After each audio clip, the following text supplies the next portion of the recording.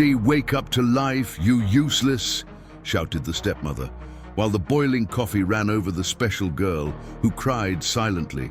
But what she didn't know was that the millionaire father was there, standing at the door, about to do something no one would ever forget. The morning light sliced through the kitchen window like a spotlight, illuminating the dust motes dancing in the air. To 8-year-old Leah, each of those particles was a lost star, and she was drawing them in her sketchbook with a silver-colored pencil.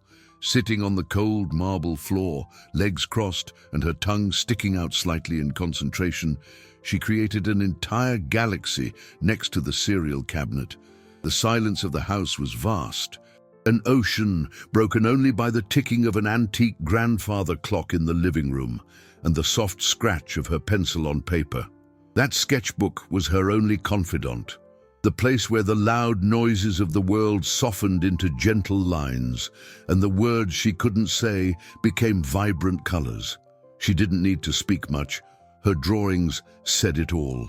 They spoke of missing her mother, who was now a real star in the sky, and of the void that her ever-busy father's hugs couldn't fill. "Leah, honey, breakfast is on the table. Leave those scribbles for later." The voice of Brooke, her stepmother, cut through the air like sharp scissors, though it sounded as sweet as honey. Leah flinched. Scribbles. To her, they were universes. To Brooke, they were just messes that dirtied the house. She rose slowly, leaving her sketchbook of stars on the floor, and walked to the immense glass dining table. Everything in this house was large, shiny, and cold. Brooke was already seated, impeccable in her silk robe, her phone beside her plate like an extension of her hand. She smiled at Leah, a smile that didn't reach her eyes. "Your father will be down in a minute. Eat your fruit, okay?" Arthur descended the stairs moments later, already dressed in an expensive suit, his phone glued to his ear. He was a man whose mind was a constant whirlwind of numbers, stocks, and the vast fortune he managed. He gave Leah a hurried kiss on the forehead. "Morning, princess." He barely glanced at her, his eyes fixed on the screen showing the stock market's fluctuations. "Brooke, darling, I have to leave early. A meeting about a new cryptocurrency investment that can't wait." He grabbed a cup of coffee, took a gulp while standing, and turned to leave. "You two be good." And as quickly as he appeared, he was gone, leaving behind only the scent of his expensive cologne and the echo of his absence. The silence returned, but now it was a heavy silence. Leah looked at her glass of milk, its whiteness seeming pure and calm. She reached for it, but at that exact moment, Brooke's phone chimed with a loud, shrill notification. The sudden sound startled her.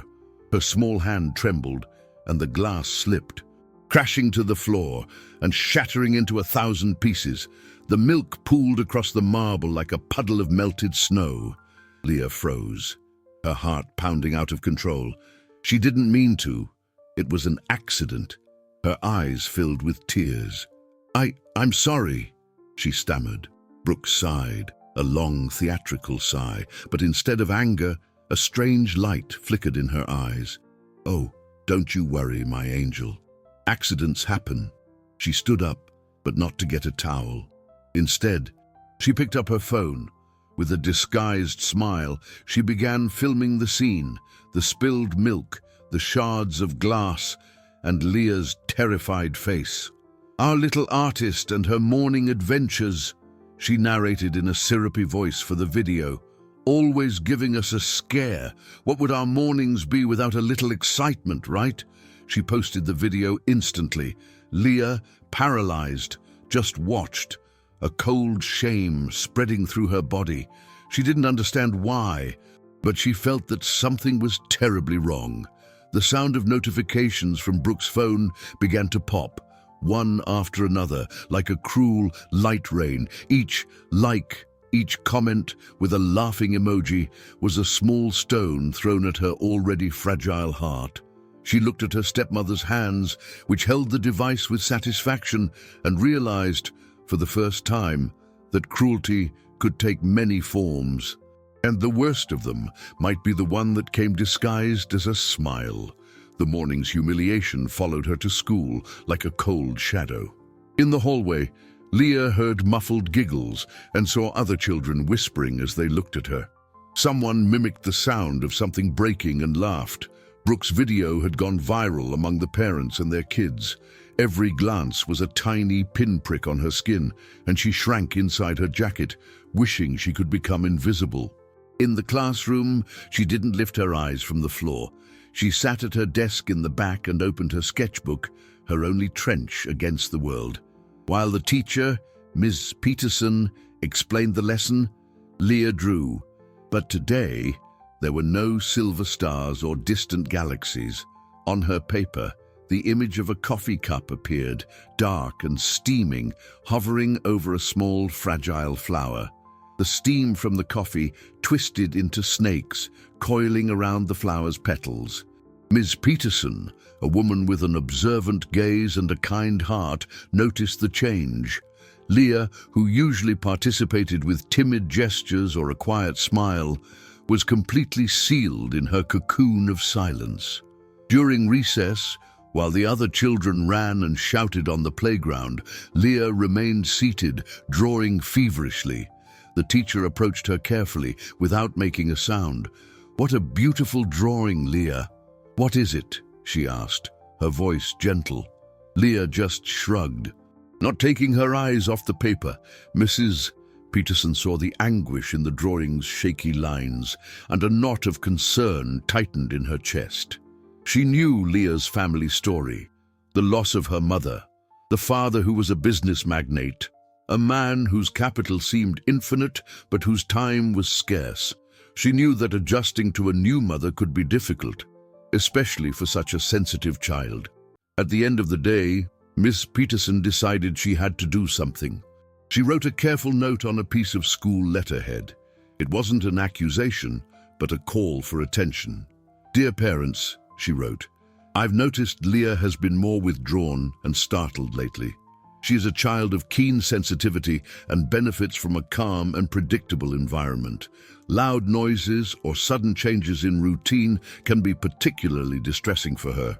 I suggest talking with her to reinforce her sense of security. Sincerely, Miss Peterson." She folded the note, placed it in an envelope, and handed it directly to Leah. "Give this to your father or your stepmother, sweetie. It's important." Leah held the envelope as if it were a treasure. It was a message from her safe world, school, to her uncertain one, home. For the first time all day, a small flame of hope ignited within her. Maybe this piece of paper could explain what she couldn't. When she got home, she found Brooke in the living room, talking on the phone about organizing a charity event. She was laughing, telling the person on the line that the most important thing was to care for the children.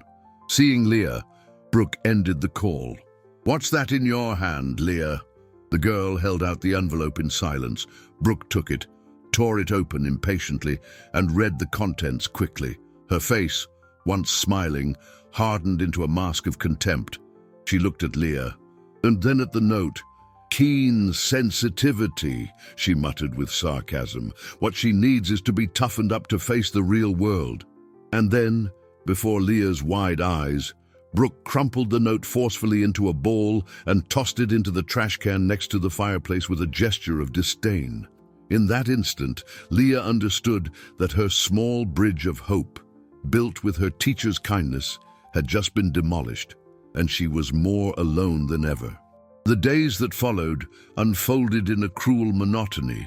Brooke's contempt was no longer an isolated act, but a web woven with subtle threads, invisible to the outside world.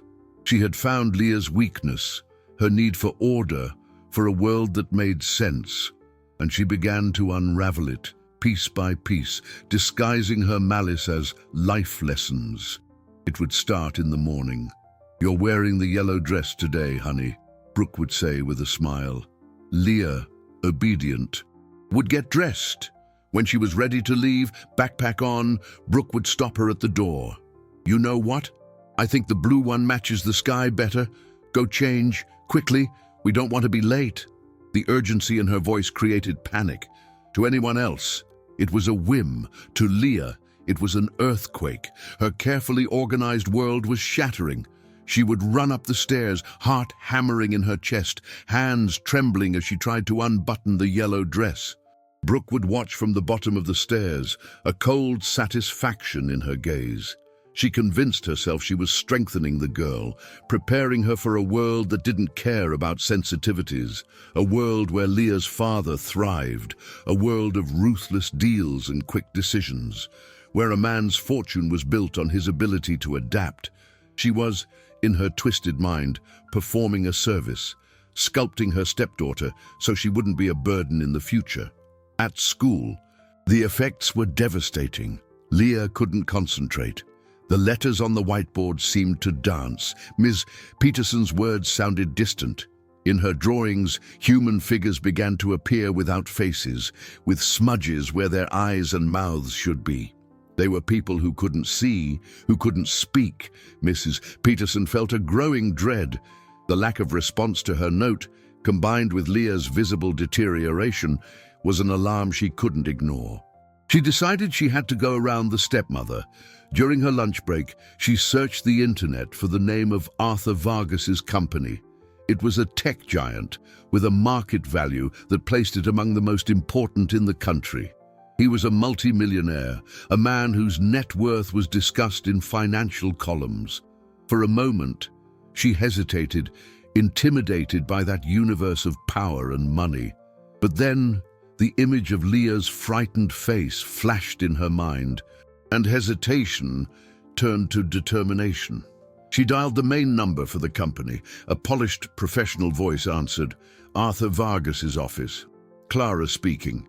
How may I help you?" The voice conveyed a calm efficiency. Mrs. Peterson introduced herself, explaining she was Leah's teacher. "I'd like to speak with Mr. Vargas, please." "It's about his daughter." There was a brief pause on the other end of the line. "Mr.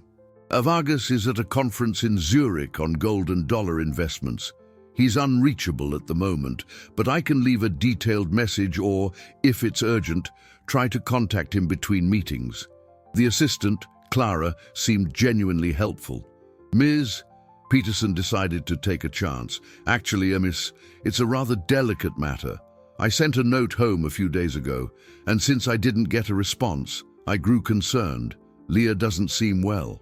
She described the girl's apathy, her anxiety, the need for a stable environment that seemed to be missing. Clara, on the other end, listened intently, her professional demeanor tightening into a slight frown. She had worked for Arthur for over a decade. She had known his first wife, Helena, a sweet woman whose kindness seemed to fill any room. She remembered Leah as a giggling toddler. The teacher's words sounded dissonant with the image Brooke projected on social media, that of a dedicated and loving mother. "I understand. I will ensure Mr. Vargas receives this message as soon as possible.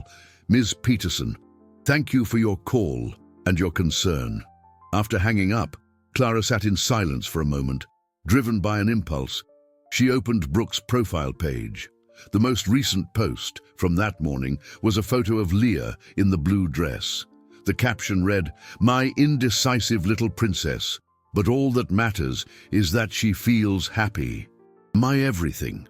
Indecisive, the word echoed in her mind, clashing with the teacher's report of anxiety. Clara glanced at a picture frame on her desk, an old photo of Arthur, Helena, and a 3-year-old Leah, laughing with pure joy. The dissonance between the public image and the private concern struck her like a sour note in a symphony, and a knot of suspicion began to form in her stomach. While the seed of doubt sprouted in Clara's mind, life in the Vargas mansion continued its quiet, tense course. Brooke grew bolder in her small acts of cruelty, always under the veil of normalcy. She began to use food as a new tool of control. Knowing Leah had an aversion to certain textures, she would deliberately prepare dishes that made her recoil. "Come on, sweetie, you need to try new things," she'd say, pushing a plate of slimy okra toward the girl. Leah would stare at the food, her throat closing up. Her refusal was met with a martyr's sigh. "Your father spends a fortune to put the best food on this table, and you show such disrespect." There are starving children in the world, you know. Guilt was a bitter seasoning she was learning to swallow every day. Her father, Arthur, remained a phantom presence. He'd call from Zurich, his voice distorted by the distance, asking if everything was all right. Brooke would answer on speakerphone, making sure Leah was nearby. "Everything is wonderful, my love. Leah and I are having so much fun. Say hi to Daddy, sweetie." The girl, feeling Brooke's gaze on her, would only whisper a nearly inaudible, "Hi, Daddy."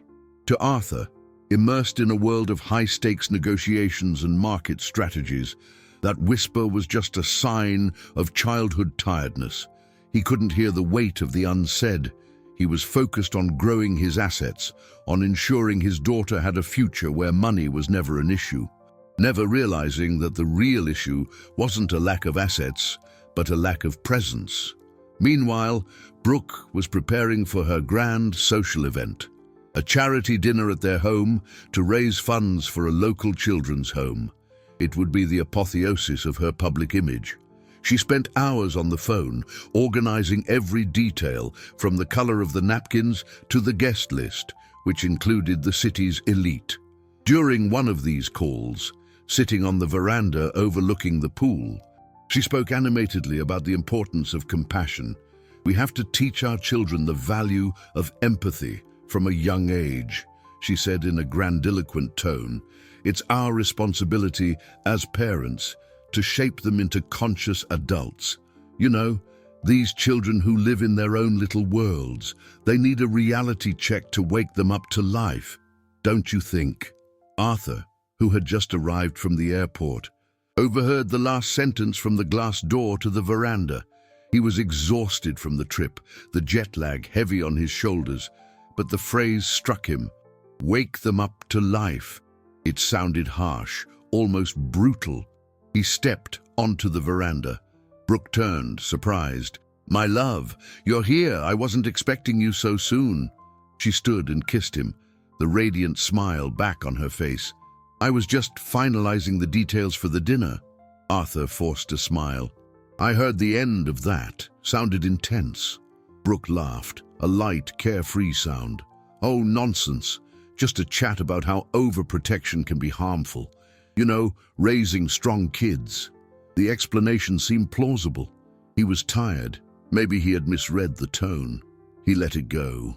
Later that night in his office, he called Clara to go over the decisions from his trip. At the end of the conversation, Clara hesitated for a moment before speaking. "Sir, forgive the intrusion, but Leah's teacher called a few days ago. She sounded concerned." Arthur frowned. "Concerned about what?"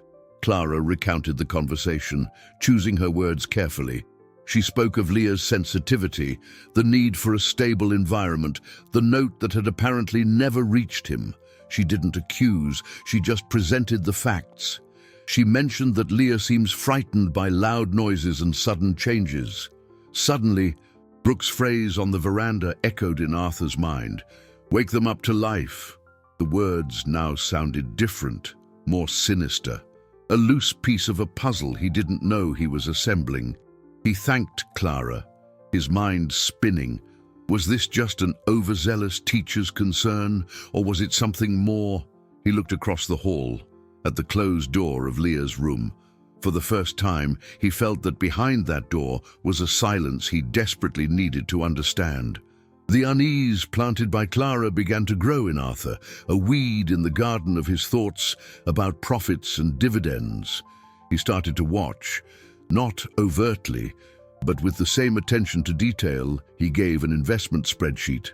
He noticed how Leah would flinch slightly whenever Brooke entered a room. He saw how her eyes, which should have been bright with childhood innocence, seemed to be constantly on alert, watching, waiting. He began to perceive Brooke's rehearsed perfection, the way her displays of affection seemed timed for when he was around. It was all so subtle that he questioned if he was imagining things, if the stress of his business was distorting his perception. He wanted to believe in the harmony he saw, because the alternative was too painful to contemplate. The inconsistencies, however, started to add up like small pebbles in his shoe. One afternoon, He came home early and found Brooke relaxing by the pool, reading a magazine. "We had a wonderful day at the park, didn't we, sweetie?" she said to Leah, who was sitting in a chair, drawing. "We ran, played on the swings. She's exhausted." Leah just nodded, not looking up.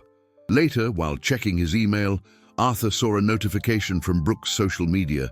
She had posted a series of photos of them supposedly at the park, but Arthur, with his eye trained to find flaws in systems, noticed something odd. In the reflection of Brooke's sunglasses in one photo, he could see their own backyard, not the park's landscape. The watch on her wrist read 3 o'clock. The same time he had found her reading the magazine. The photos were old, reposted to build a narrative that didn't exist. This small lie disturbed him deeply. Why would she do that? Was it just vanity, the need to project a perfect life? Or was there something darker behind the facade? He asked Clara, under the pretext of organizing family files, to gather all of Brooke's posts from the last few months that involved Leah. He wanted to analyze the data, to find a pattern. Clara, understanding the unspoken order, got to work immediately. She compiled the posts, cross-referencing dates and times with Arthur's schedule, with the house's entry and exit logs, with Leah's school activities. What emerged was a disturbing mosaic of half-truths and staged scenes. The videos of little accidents always coincided with times Arthur was in important meetings. The photos of happy outings were often posted when Brooke was actually at a salon or lunching with friends, and Leah was home with the nanny. Meanwhile, the pressure on Leah was mounting. The charity dinner was approaching, and Brooke was obsessed with perfection. She decided that Leah should recite a short poem of thanks to the guests. For a child who found refuge in silence, the idea of public speaking was terrifying. "It's a great opportunity for you to overcome this shyness of yours," Brooke insisted.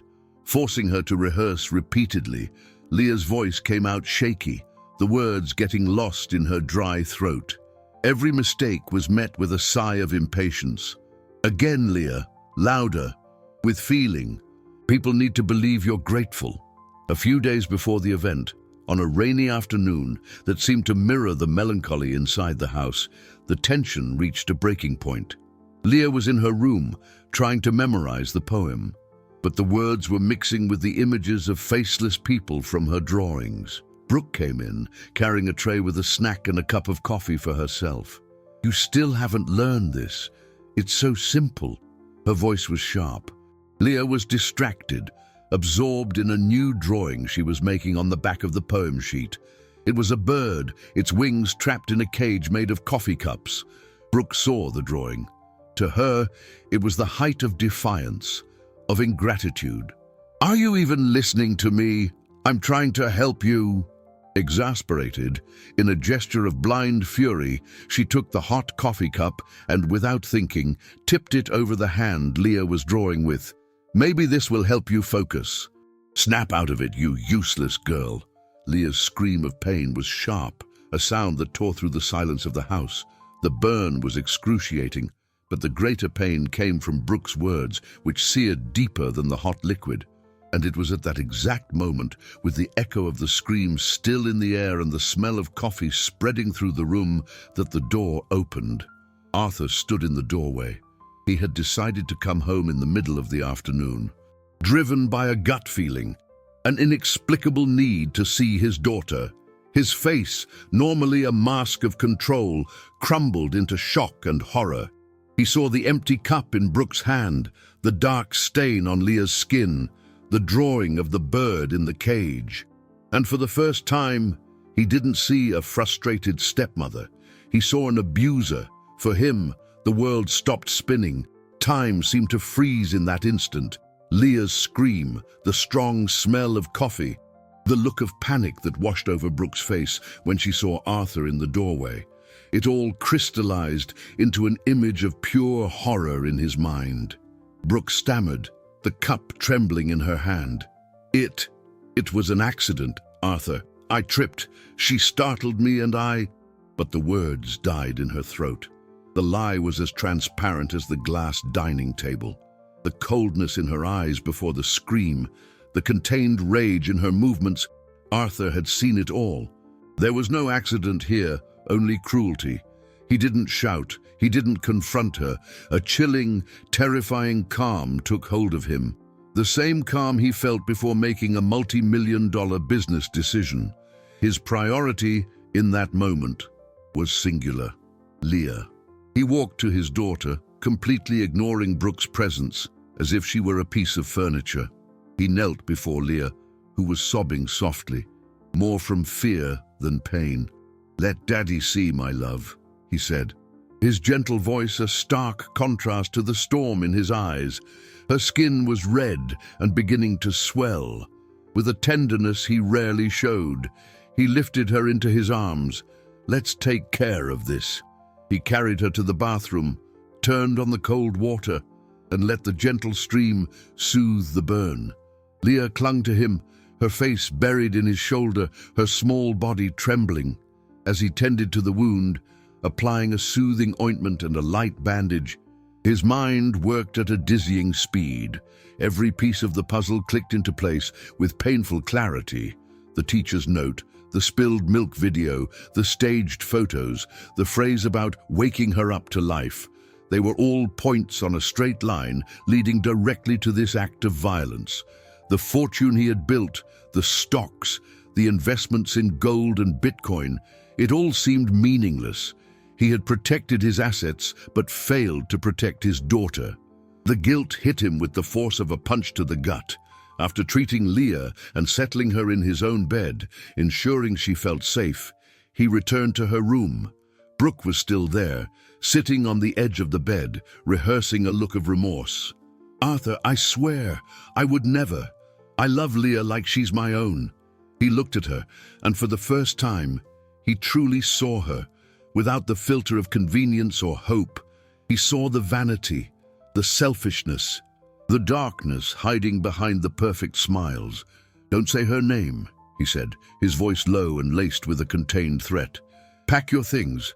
I want you out of this house by nightfall." Brooke stood up, shocked. "You can't be serious. What about the dinner, the press, the guests, our name?" Her concern wasn't for the child she had hurt, but for her public image, for the facade they had built. "The dinner is cancelled," Arthur said, his tone inflexible. He turned and left the room, leaving her with her disbelief. He went down to his office and made 2 calls. The first was to Clara. "Clara, I need everything you found. The videos, the screenshots of the posts, the scheduling conflicts. Prepare a presentation and cancel all my appointments for the rest of the week. Leah is the priority." The second call was to his lawyer. He explained the situation concisely, objectively. He spoke of the prenuptial agreement they had signed, a document he had insisted on, with strict clauses protecting his assets, and more importantly, his daughter's well-being. A specific clause, which had seemed like overkill at the time, now revealed itself as a godsend. Any form of proven abuse or neglect against Leah would completely nullify the agreement, leaving Brooke with no claim to his vast wealth, his future inheritance. Justice, he decided, wouldn't just be removing her from their lives. It would be ensuring her mask fell publicly and the truth of her character was exposed irrefutably. The battle wouldn't be fought with shouts, but with evidence. In the arena he dominated, strategy. The house fell into a thick, strange silence. Brooke didn't pack her bags. Instead, she locked herself in the guest room, and the sound of her absence was almost as oppressive as her presence had been. Arthur didn't care. His entire universe had contracted, focusing on a single point, the small figure huddled in his bed, sleeping a restless sleep. He sat in an armchair beside her, watching her breathe, each inhale and exhale a testament to her fragility and his colossal failure to protect her. He looked around at the luxurious room he had provided, at the expensive toys piled in the corner, and felt a bitter taste in his mouth. What good was it to be a billionaire What was the use of all his capital, his ability to turn information into profit, if he couldn't read the signs of suffering in his own home? He had diversified his investments, bought gold, global currencies, treasures of distant nations, but he had left his most precious asset completely unguarded. He spent the next few hours there, in a silent vigil. When Leah woke up, startled, he was there to soothe her with a glass of warm milk and a story about bears who built rockets to visit the stars. He felt clumsy, out of practice, but he was determined. That night, the wall that separated him from his daughter's emotional world began to crumble, brick by brick. He was in control. He had the evidence, the best lawyer, a fortress of a prenuptial agreement. Brooke was a problem to be solved, a bad investment to be liquidated. He was in his element, planning his next moves with the coldness of a strategist. But he had underestimated his opponent. Brooke wasn't a failing stock. She was a virus, a master of replication and disguise. Locked in her room, she wasn't crying with remorse. She was on her own battlefield, her phone. With red, swollen eyes, the result of eye drops and forcing herself to think sad thoughts, she recorded a video. The camera shook in her hands. She didn't speak to the lens, but through it, to her audience of thousands of followers. "I don't even know how to begin," she said, her voice choked with emotion. "Today, something terrible happened. There was an accident, and my sweet Leah got hurt. It was my fault."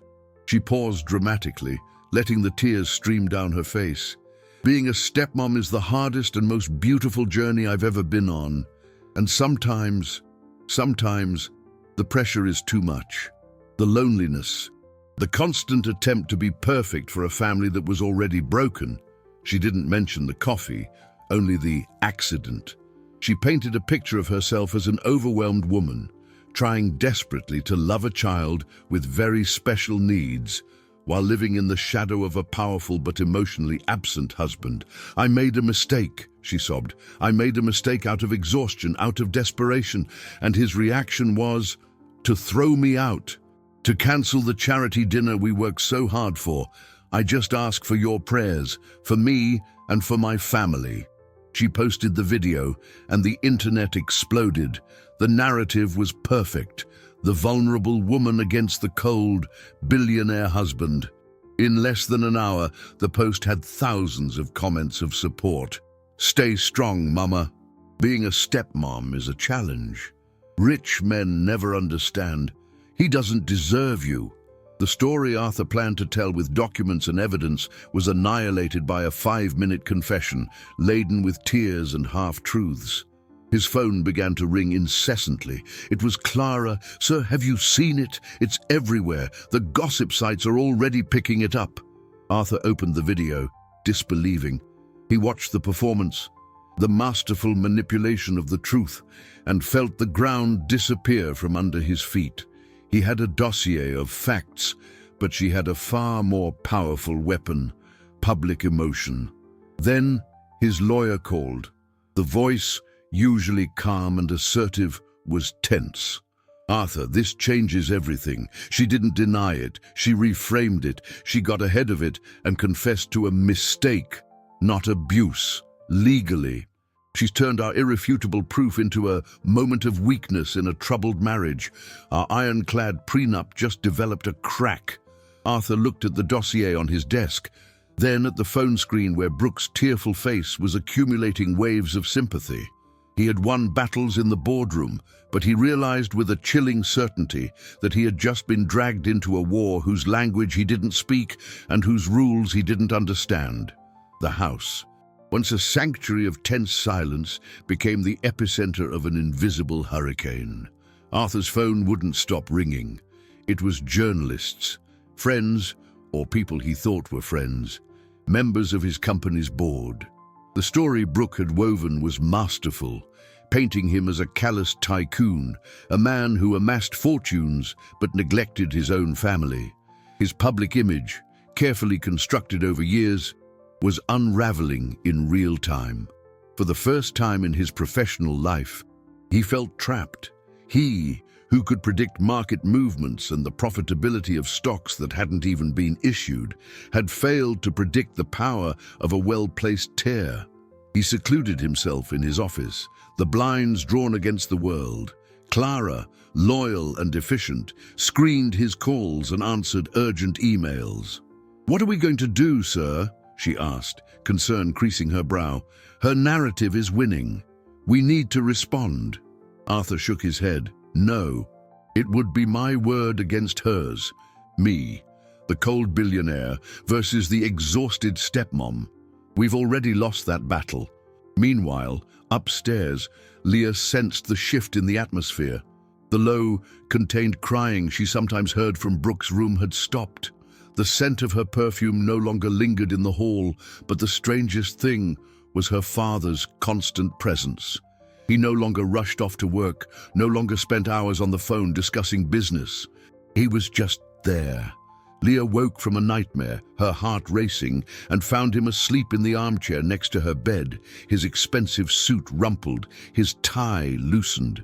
She watched him for a long time, the soft lamplight revealing the lines of exhaustion on his face. It was like seeing a famous statue step down from its pedestal and become just a man. During the day, he tried to connect with her. He brought her breakfast in bed, a tray with fruit cut into star shapes. He sat on the floor with her to look at her drawings, asking about every color, every line. "Who is this princess?" he asked, pointing to a small figure with a large red smudge on its hand. "It's me," Leah whispered. "And what's that on her hand?" Leah hesitated. It's the hurt." The simplicity of the answer hit him like a punch. He didn't need lawyers or PR agents to tell him the truth. The truth was right there, on a piece of paper, drawn with the brutal honesty of a child. That afternoon, while Leah napped, Arthur took her sketchbook. He flipped through it with reverent care, as if handling a sacred document. He saw the evolution of his daughter's pain, page by page. The early silver galaxies had given way to coffee cups that morphed into monsters, to flowers with broken petals, to human figures with no faces. And then he saw the last one. The one she was drawing when it all happened, the bird in the cage made of coffee cups. Suddenly, an idea began to form in his mind, an idea that had nothing to do with contracts, net worth, or cash flow. It had to do with a language he had forgotten, the language of the heart. He called Clara. "Clara, I need a favor. Cancel the meeting with the lawyers. Instead, find the best graphic animator in the city, the very best. I don't care what it costs. And I need you to digitize something for me at the highest possible resolution." He sent her a photo of the drawing of the bird in the cage. Meanwhile, Brooke, feeling victorious, agreed to an exclusive interview with a major primetime television show. It would be live from her new humble home, a friend's luxury apartment, where she would tell her story of suffering and resilience.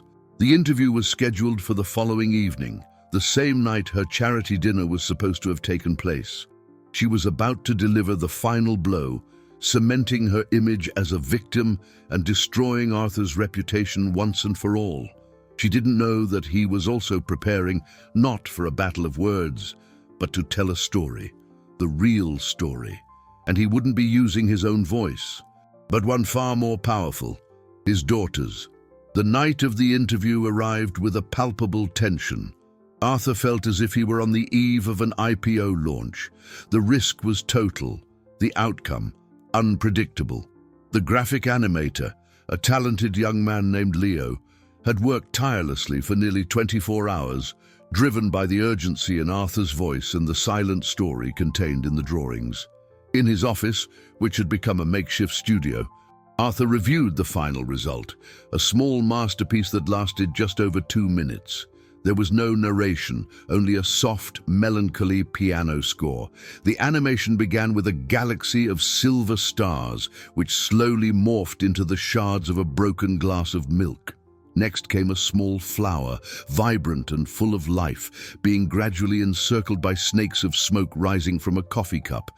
The images flowed, one after another, showing faceless figures, A bird beating its wings against the bars of a cage made of cups. The sequence ended with the image of a child's hand, a red throbbing mark on it, reaching out toward a distant father figure who had his back turned, staring at stock charts that rose and fell. It was Leah's journey, told in her own visual language. It was simple, devastating, and undeniably true. Arthur stared at the screen, his heart tight in his chest. He wasn't just the man with his back turned in the drawing. He was the architect of that distance. His entire focus on building a financial empire, on securing a massive inheritance, now seemed like an excuse for his own emotional absence. He had been securing Leah's future while losing her present. Meanwhile, in a television studio across town, Brooke was getting ready. She wore a light-colored dress, minimal makeup to enhance her fragile appearance, and a necklace with a small angel pendant, a gift from Arthur early in their relationship. She was the picture of wounded innocence. The interview began, and she played her part to perfection. She spoke of love, of challenges, of how she tried to be the best mother she could be. The host, with an air of sympathy, guided her through the questions. "And the accident?" she asked, at the climax of the conversation. "What really happened?" Brooke took a deep breath, tears welling in her eyes at the perfect moment. "I was exhausted. I just wanted her to focus, to see her own potential. I would never, ever hurt her on purpose." It was at that exact moment that Arthur acted. He didn't leak the animation to a news outlet. He didn't use it to attack. He did something different. He sent it directly to the personal cell phone of the show's host with a single line of text. "The truth doesn't need words. This is my daughter's story." Told by her. In the studio, the host felt her phone vibrate. Normally, she would ignore it, but something made her glance at the screen. She saw the message from an unknown number and, out of curiosity, opened the video. As Brooke continued her tearful monologue, the host watched the animation. Her face, once full of compassion for Brooke, began to change. Sympathy gave way to doubt, then to shock, and finally, to a look of profound disturbance. She saw the child's silent pain, the father's neglect, the cruelty implicit in the cage of coffee cups. The video ended, leaving her in silence for a long moment. Brooke, sensing the shift in atmosphere, stopped talking. "Is everything all right?" she asked, her voice still trembling. The host looked up from her phone, and the gaze she fixed on Brooke was no longer one of complicity, but of interrogation. She leaned forward, her voice suddenly serious and incisive. "Mrs. Vargas, I've just received a video, an animation, based on Leah's drawings." Panic flashed in Brooke's eyes, a microscopic crack in her perfect facade. The host continued, her firm voice echoing through the silent studio and into millions of homes. "The drawings seem to tell a very different story from yours. Would you care to comment on them?" She turned her phone screen to the nearest camera, and the image of the bird trapped in the cage of coffee cups filled the screen. A silent, irrefutable accusation that no amount of tears could wash away. The close-up on the image of the drawing, broadcast live to millions, hung in the air like a verdict. The studio fell so silent you could hear the hum of the electrical equipment. Brooke stared at the screen, her face turning to a plaster mask. The color drained from her cheeks, and the rehearsed expression of a victim shattered, revealing the pure panic underneath. She opened her mouth to speak, but no sound came out. The words had fled. How could she explain that? How could she twist the truth of a child's drawing? The image was a brutal poem, a confession in pencil strokes that her calculated performance could not refute. The host, a seasoned journalist who could smell the truth like a shark smells blood, didn't let her escape. "Mrs. Vargas, the image is quite explicit. A cage made of coffee cups, a trapped bird. Is this how Leah feels?" Each word was a hammer blow to Brooke's armor. She stammered, trying to regain control of the narrative. "Children, They have vivid imaginations. It doesn't mean she's an artist, she creates worlds. But the conviction had vanished from her voice. The audience, which moments before had been on her side, now saw what the host saw: a woman cornered and squirming, trapped by the truth. As Brooke's implosion happened on national television, Arthur watched from his office, but he didn't feel the triumph he'd expected. Beside him, Leah, who had woken up and come downstairs silently, was also looking at the screen. She saw her drawing, large and in the spotlight. She didn't understand the complexity of what was happening, the battle for public opinion, the war of narratives. She just saw her bird, her feeling, exposed to the world. She turned to her father, her eyes wide and questioning. Arthur turned off the television. He knelt in front of her, bringing himself to her level. "I know this is confusing, my love. I just wanted people to understand, for them to hear your voice." Leah looked down at her own hands, at the bandage covering the burn. "Did they hear?" she asked, her voice a whisper. "Yes, princess," Arthur said, his heart breaking and mending all at once. They heard. In that moment, he realized his victory wasn't about Brooke or public opinion. It was about this instant. It was about finally listening to his daughter and giving voice to her silence. It was about realizing that the greatest asset he could ever build wasn't listed on the stock exchange, but was standing right in front of him, needing not more things, but more of him. In the days that followed, the tide turned with overwhelming force. The story of the martyr stepmom crumbled. Child psychologists were invited onto talk shows, analyzing the symbolism in the drawings. Parent groups on social media shared the story, not as gossip, but as a cautionary tale. The hashtag "I listen to the children" went viral. Brooke vanished from the spotlight. Her social media account flooded with an avalanche of criticism. She left town quietly, her name now synonymous with deceit. Arthur's lawyer called to inform him that she had agreed to sign the divorce papers, renouncing everything, just to keep the full dossier from going public. The war was over. But for Arthur and Leah, peace was a new and unfamiliar territory they needed to explore together. The house, once a stage for tension, began to change. Arthur took an extended leave from work, delegating decisions about his funds and investments to his trusted team. He traded conference calls about interest rates and ROI for lessons on how to make dinosaur-shaped pancakes. He discovered that Leah liked strawberries but not raspberries, that she was afraid of thunderstorms, and that her favorite color was the blue of the sky just before nightfall. They were small details, insignificant to his business balance sheets, but they were the true assets of his life. He was learning her language, not just of drawings, but of small gestures, of silences, of glances. He was, for the first time, truly present. And in this process of rediscovery, he wasn't just healing his daughter, he was healing himself. The transition wasn't instant or magical. There were scars, and they weren't only visible on the delicate skin of Leah's hand, they were echoes in the quiet of the house.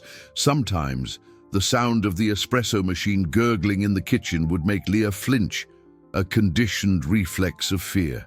Arthur, noticing this, made a simple but profound decision. One morning, he packed up the expensive coffee machine and stored it in the pantry. In its place, he put a canister of hot chocolate mix and a colorful ceramic pitcher. "As of today," he announced with playful gravity, "our house is a coffee-free zone. We are officially a hot chocolate empire." Leah watched him, a small, hesitant smile appearing on her lips for the first time in a long time. It was a smile worth more than all the gold he held in Swiss vaults. They began to build new routines, new rituals. Every afternoon at 4 o'clock was drawing hour. It wasn't just Leah who drew. Arthur, clumsily at first, would pick up colored pencils and try to copy his daughter's lines. His drawings of lions looked more like startled cats, and his trees like giant broccoli, which drew genuine giggles from Leah. And in that laughter, Arthur found a type of profit none of his investments could ever yield. He was building a new kind of wealth, one that couldn't be measured in dollars, but in moments of connection. He framed one of their drawings together, a portrait of a father and daughter holding smiling mugs of hot chocolate under a sun with long, welcoming arms, and hung it in place of an expensive abstract painting in the living room. The house, once a showroom of his financial success, was slowly becoming a home. Miss Peterson, the teacher, was one of the first to notice the profound transformation. She called Arthur, this time not to warn him, but to share her joy. "Leah is different, Mr. Vargas. She's blooming. She raised her hand in class today. She offered to help a classmate. She's smiling." Arthur's voice grew thick with emotion. "Thank you, Ms. Peterson, for not giving up on her. On us." He realized that the true safety net for his daughter wasn't his vast net worth, but the people who genuinely cared for her. He made a substantial anonymous donation to the school, not just of money, but of resources for a new arts program, so that other children could find their voice just as Leah had found hers. Clara, the loyal assistant, also found a new role. In addition to managing Arthur's business schedule, she now helped him plan surprise picnics in the park and find the best tickets for puppet shows. She saw her boss, the man who once spoke only of cash flow and liabilities, now discuss the importance of finding the exact shade of cerulean blue-colored pencil with the same seriousness. She saw a man who had rediscovered his humanity. One afternoon, while organizing some old papers, Arthur found a box of belongings from Helena, his first wife. Inside were letters, photos, and a small journal. On one of the pages, she had written, "Arthur is a brilliant man. He knows how to build an empire from nothing. I just hope that one day he realizes the true inheritance we leave our daughter isn't what we keep in the bank, but what we build in her heart." The words hit him with the force of a revelation. He finally understood. Helena hadn't been wrong about him. She had just been waiting for him to reach the same conclusion. He was finally honoring her legacy, not by growing the family fortune, but by rebuilding its heart. He closed the journal, feeling a peace he hadn't felt in years. The road to healing was still long, but for the first time, he wasn't just taking care of his daughter. He was becoming the father Leah deserved and the man Helena always knew he could be. The months that followed were like the slow turning of seasons. The autumn of pain gave way to a winter of quiet healing, and, gradually, to a spring of new beginnings. The house, once a marble mausoleum, now echoed with laughter and smelled of fresh paint and hot chocolate.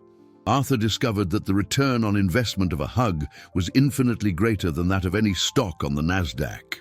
He sold a significant portion of his shares in a tech company, a move that shocked the financial market, but, to him, was the most logical decision he had ever made. The capital he freed up didn't go toward a risky new cryptocurrency venture, but toward creating a foundation in Helena's name, dedicated to providing art therapy for vulnerable children. He was transforming his past of neglect into a future of hope for others. Leah, in turn, thrived under the sun of her father's attention and affection. Her drawings changed. The cages vanished. The faces gained bright eyes and smiles. The birds now flew free in blue skies. One day, she approached Arthur with quiet determination.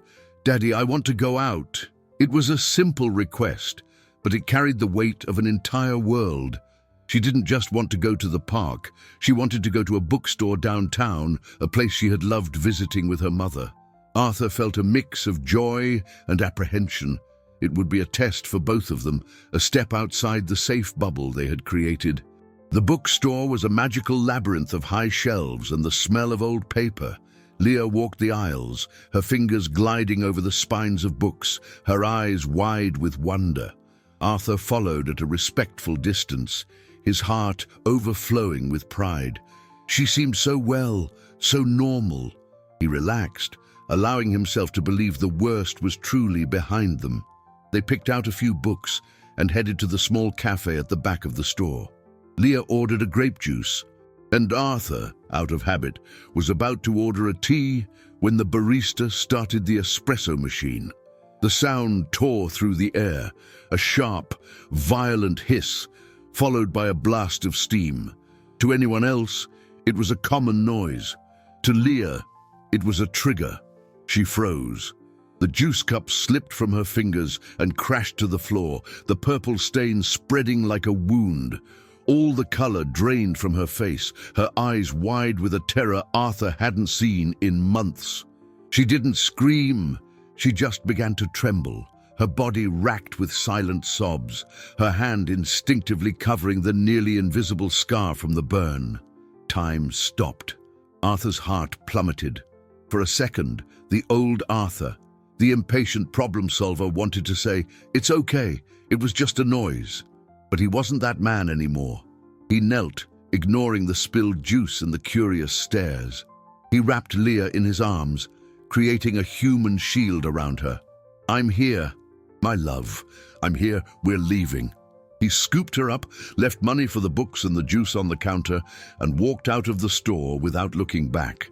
In the car, he held her until the trembling subsided. And then, his voice thick with guilt and love, he did the only thing that mattered. "Forgive me, Leah. Forgive me for not being there. I was so busy building a fortune that I forgot to build a home. Forgive me for every day I didn't see you." Leah lifted her tear-streaked face. She looked into her father's eyes, which were also crying, and saw not a powerful billionaire, but just a man who loved her. And in a gesture that marked the true climax of their journey, she reached out her small hand and wiped a tear from his cheek. "Don't cry, Daddy," she whispered, her voice clear and steady. "The bird is out of the cage." Leah's phrase, "And the bird is out of the cage," echoed in Arthur's mind with the force of an epiphany. It wasn't just an observation, it was an absolution. It was proof that healing didn't mean erasing the scars, but learning to fly with them. In that moment, in the silence of the parked car, he understood that the true resolution wasn't forgetting the past, but building a present so strong and loving that the shadows of what happened lost their power. The crisis in the bookstore, which had at first seemed like a terrible setback, revealed itself to be a crucial step forward. It showed them both that even if fear could resurface, they now had the tools to face it: mutual trust, communication, and an embrace that was a safe harbor. Arthur didn't sweep the incident under the rug. That night, they talked, not as an adult consoling a child, but as two survivors sharing their weaknesses. "You know, Princess, sometimes Daddy gets scared too," he confessed. "I'm scared I won't be a good enough father for you. I'm scared of making more mistakes." Leah listened with a seriousness that belied her age. "But you're here now," she said. A simple, powerful statement that disarmed all his fears. Being there, present and attentive, was the antidote. Their journey of healing continued, now on a new level of honesty. Arthur started attending family therapy sessions with Leah. It was difficult and at times painful. He had to confront his own history, the way his relentless pursuit of financial success was, in part, an escape from his own grief and insecurities. He spoke about how losing Helena had left him adrift, causing him to cling to the only thing he knew how to control: his business. Leah, in the safe environment of therapy, found new ways to express her feelings, not just with drawings, but with words. She gave names to her fears, described the feeling of loneliness and the confusion she felt. The narrative arcs of both the absent father and the silenced daughter began to intertwine and resolve, not in a fairy tale ending, but in a reality of continuous effort and unconditional love.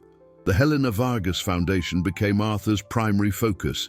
He became personally involved, not just as the funder, but as an active participant. He visited the centers, talked with the children, and saw in each of them a reflection of Leah, a potential that needed to be nurtured with safety and affection, not with material goods.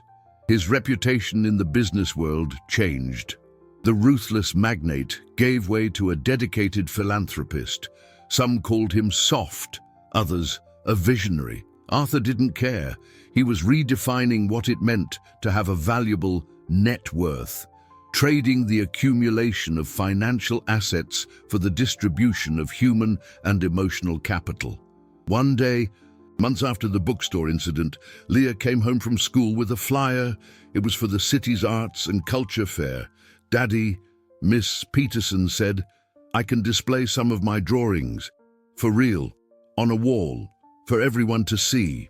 Arthur looked at her, at the glow in her eyes, the straight posture, the confidence radiating from her. There was no hesitation, no fear.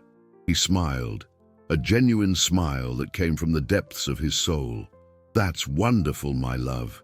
And which drawing will you choose?" Leah opened her portfolio and pulled out a new drawing, one he had never seen before. It was a self-portrait. In it, she was smiling, and in her hand, instead of a pencil, she held a small blue bird, which was poised to take flight. The cage was nowhere in sight. It was the image of overcoming, of freedom won, the resolution of her internal conflict. "This one," she said with pride, "because now I know you can draw your own sky." The art fair was held in a large park in the heart of the city, under the golden light of an autumn Saturday. The trees painted the landscape with shades of red and orange, and the air was filled with the sound of live music and the laughter of families. Arthur and Leah walked hand in hand between the craft stalls and art displays. To Arthur, it felt like a parallel universe to the cold boardrooms and impersonal stock charts. Here, the value of things was measured in creativity, passion, and hours of dedication. It was a world where his daughter, with her immense heart and her colored pencils, fit perfectly. Leah's school exhibition was in a special pavilion. As they entered, Arthur's heart quickened. There it was, on a prominent wall, Leah's drawing. Framed simply but elegantly, her self-portrait with the blue bird seemed to radiate its own light. Beneath it, a small plaque read, "My Sky," by Leah Vargas. People stopped, looked, smiled. Some whispered about the beauty and simplicity of the work, others about the emotion the image conveyed. No one there knew the story behind that drawing, the pain, the cruelty, the recovery. They just saw the art, the pure expression of a soul that had found its voice and its freedom. And to Arthur, that was the ultimate victory. Leah's story was no longer about what was done to her, but about what she could create from it.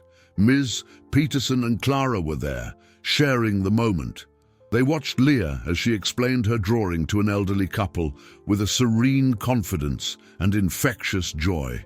"You did it, sir," Clara said, her voice thick with emotion. "She's the strongest girl I know."